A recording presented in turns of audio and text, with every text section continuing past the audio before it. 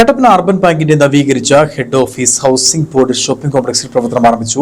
Idukki MLA Roy K Paulose ഉദ്ഘാടനം ചെയ്തു.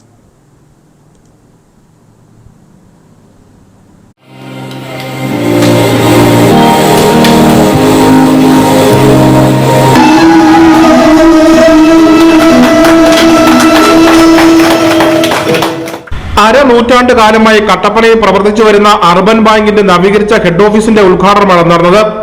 Idukki MLA Roy K Paulose ഉദ്ഘാടനം നിർവഹിച്ചു.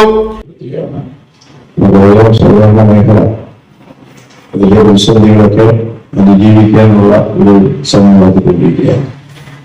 ഗവൺമെന്റിന്റെ ഭാഗത്തുണ്ടായ കുറച്ച് കുഴപ്പങ്ങളൊക്കെ പല മേഖലകളിലുണ്ടായ കുഴപ്പങ്ങൾ ആ കുഴപ്പങ്ങളോടെ ഫലപ്രദമായി നേരിടുന്നതുണ്ടായ ചില വീഴ്ചകളുമൊക്കെ സ്വയം മേഖലയിലെ വിശ്വാസത്തിലേക്ക് മാറ്റി ഉറപ്പുണ്ടായിട്ടുണ്ട്. കുടുംബ വിശ്വാസത്തിലേക്ക് മങ്ങലേറ്റിട്ടുണ്ട് എന്നുള്ള കാര്യത്തിൽ ഇതിനുള്ള കാര്യമാണ്.